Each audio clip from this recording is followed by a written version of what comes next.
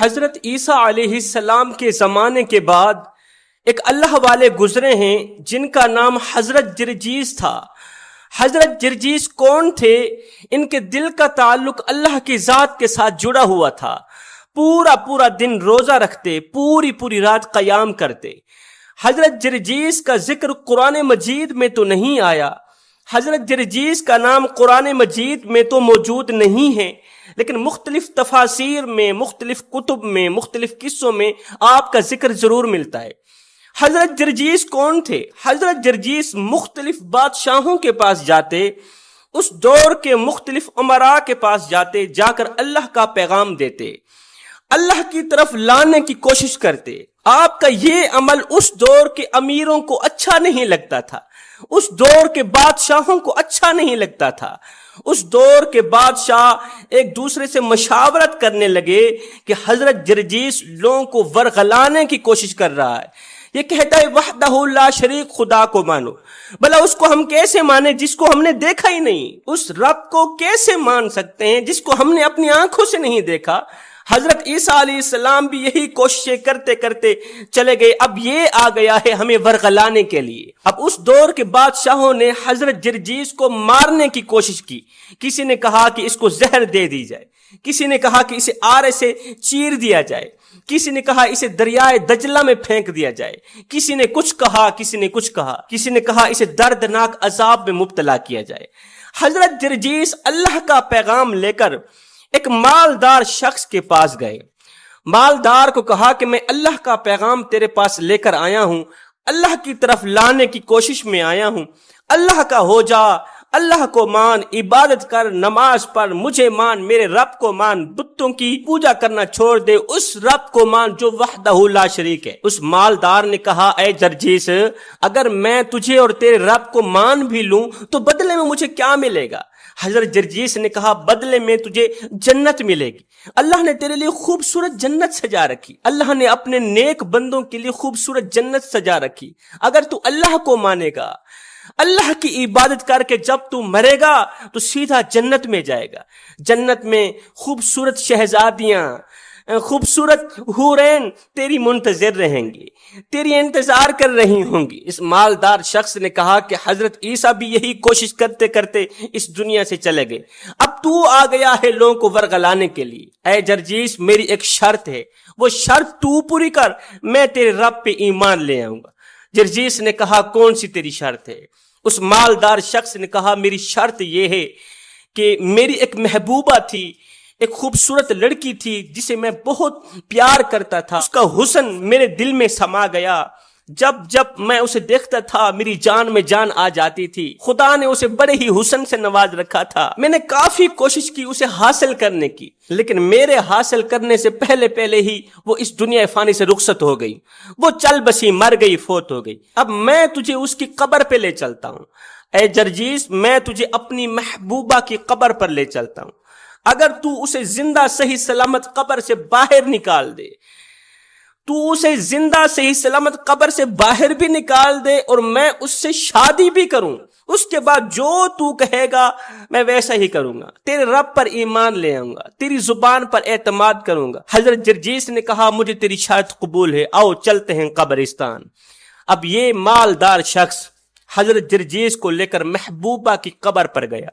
ایک قبر کے سرہانے کھڑے ہو کے اس نے اشارہ کیا، یہ ہے وہ کوٹھڑی جس کے اندر میری محبوبہ سوئی ہوئی ہے، جس کوٹھڑی کے اندر میری محبوبہ سوئی ہوئی ہے، اگر تو میری محبوبہ کو زندہ صحیح سلامت باہر نکال دے تو میں کلمہ پڑھ کر تیرے رب کو مانوں گا، تیری غلامی میں آ جاؤں گا۔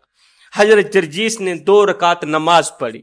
2 رکعت نماز پڑھنے کے بعد دونوں ہاتھ اٹھائے، عرض کی او میرے مالک، یہ جو کچھ کر رہا ہوں تیری وحدانیت کے لیے کر رہا ہوں، جو کچھ کر رہا ہوں تیرے دین کے لیے کر رہا ہوں، تجھے منوانے کے لیے کر رہا ہوں، تو میری مدد فرما، اس امتحان میں مجھے کامیاب کر، نہیں تو لوگ مجھے جھوٹا کہیں گے، جب میں جھوٹا ثابت ہو جاؤں گا پھر لوگ مجھے زہر دیں گے۔ مختلف بادشاہوں نے مشورے کر رکھے ہیں، کوئی مجھے چیر کے رکھ دے گا، کوئی مجھے زہر دے دے گا، کوئی مجھے دریائے دجلہ میں پھینک دے گا، کوئی مجھے کتوں کے آگے ڈال دے گا۔ مالک پھر دنیا میں تیرا نام لینے والا کوئی نہیں ہوگا۔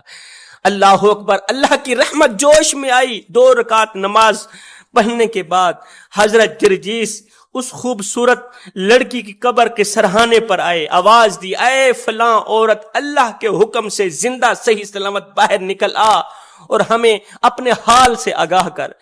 اے فلاں لڑکی، قبر سے زندہ صحیح سلامت باہر نکل آ اور ہمیں اپنے حال سے آگاہ کر، قبر کے اندر تیرے ساتھ کیسی گزر رہی۔ اللہ کے نیک بندے کے منہ سے یہ جملہ نکلا ہی تھا، یہ دعا نکلی ہی تھی، ایک دم قبر پھٹی، اندر سے خوبصورت لڑکی اپنے جسم سے بالوں سے مٹی جھاڑتی ہوئی کھڑی ہوئی۔ جیسے ہی وہ قبر سے باہر نکلی اس کی زبان پر یہی تھا، خیال کرنا کہیں کوئی دیکھ نہ لے۔ حضرت جرجیس نے اس لڑکی کو دیکھا، دیکھ کر حیران رہ گئے کہ اس کی نشیلی آنکھوں کو قبر کے کیڑے کھا رہے ہیں، اس کی زبان کو قبر کے مکوڑے کھا رہے ہیں، اس کے ہونٹوں کو قبر کے سانپ کھا رہے ہیں، بچھو کھا رہے ہیں، لیکن اس لڑکی کی زبان پر ہے، خیال کرنا کہیں کوئی دیکھ نہ لے۔ حضرت جرجیس نے پوچھا، اے لڑکی بتا تو صحیح، ابھی تو قبر سے نکلی نہیں ہے، تیری زبان پر یہ جملہ ہے، خیال کرنا کہیں کوئی دیکھ نہ لے، اس کی کہانی کیا ہے؟ اس لڑکی نے کہا، اے بندہ خدا، تو نے مجھے دوسری بار موت کی شدت سہنے پر مجبور کیا۔ اس کی کہانی یہ ہے کہ میں نے اپنی زندگی بڑی ہی غفلت میں گزاری، اللہ نے مجھے بڑے ہی حسن سے نواز رکھا تھا، لوگ میرے حسن کی تعریف کیا کرتے تھے، ہزاروں نوجوان میرے حسن پر مر مٹنے کے لیے تیار تھے، لیکن میں گنہگار تھی، بدکار تھی، سیاکار تھی، بدبخت ترین لڑکیوں میں سے تھی۔ حضرت عیسیٰ علیہ السلام چل کر میرے گھر میں آئے، کلمہ پڑھ لے، میری غلامی میں آ جا۔ میں نے کہا نہیں، تو جھوٹا ہے، تیرا رب بھی جھوٹا ہے۔ میں نے سیدنا عیسیٰ کو جھٹلا دیا، میں گناہوں میں مبتلا رہی، غفلت کی زندگی گزارتی رہی۔ حضرت جرجیس نے پوچھا، تو نے زندگی میں کون سے ایسے گناہ کیے کہ آج تجھے اتنا بڑا عذاب دیا جا رہا ہے؟ تیری نشیلی آنکھوں کو قبر کے کیڑے کھا رہے ہیں، تیرے خوبصورت ہونٹوں کو سانپ کھا رہے ہیں، تیری زبان کو بچھو کھا رہے ہیں، آخر تو نے دنیا میں کون سے ایسے گناہ کیے؟ اس لڑکی نے کہا، میں دن میں ایک بار نہیں 4 مرتبہ مختلف لوگوں سے گناہ کیا کرتی تھی، زنا کرواتی تھی، گناہ کرواتی تھی۔ میں وہ عورت ہوں جن کا شمار زانیہ عورتوں میں سے ہوتا ہے، اور یہ جو جملہ میری زبان پہ بار بار آتا ہے، خیال کرنا کہیں کوئی دیکھ نہ لے، ایک دن میں کسی نوجوان لڑکے سے گناہ کروا ہی رہی تھی، دونوں غیر محرم ایک دوسرے سے زنا کر رہے تھے، میری زبان پر تھا، خیال کرنا کہیں کوئی دیکھ نہ لے، خیال کرنا کہیں کوئی دیکھ نہ لے۔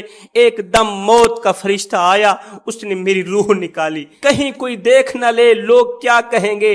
ہائے، انسان ساری زندگی یہی سوچتا رہتا ہے کہ لوگ کیا کہیں گے، لوگ کیا کہیں گے۔ صاحب، لوگ آخر میں بس یہی کہتے ہیں کہ انا للہ و انا الیہ راجعون۔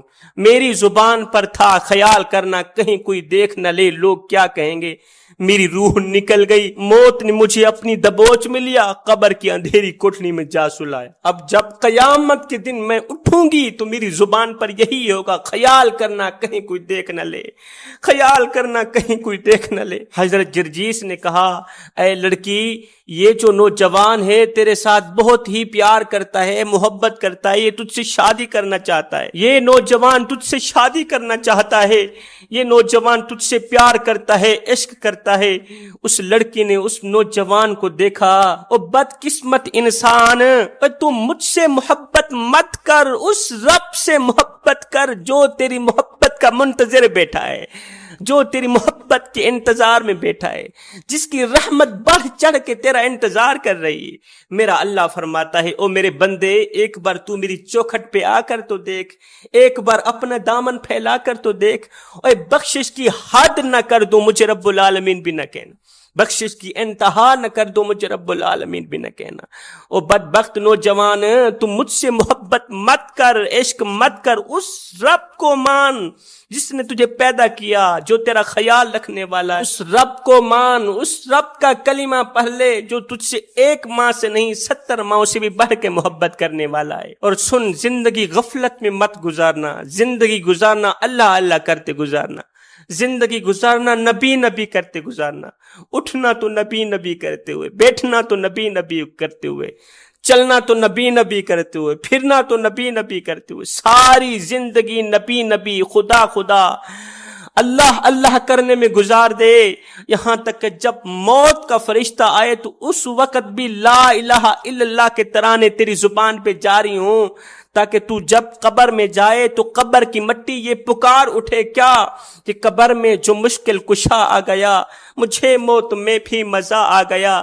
ارے سرانے پہ بیٹھے جو دیکھا نبی کو، نکیرین کو بھی حیا آ گیا۔ میرے بھائیو، یہ زندگی کے لمحے تمہارے اور میرے لیے غنیمت ہیں، انہی لمحوں میں کچھ کر لو، انہی لمحوں میں کچھ اکٹھا کر لو، انہی لمحوں میں خدا کی یاد اور محبت کے دیے اپنے دل میں جلا لو، دل میں جلا لو۔ معلوم نہیں پھر فرصت ملے نہ ملے، معلوم نہیں پھر وقت ملے نہ ملے، معلوم نہیں پھر یہ زندگی کے لمحے ملے نہ ملے۔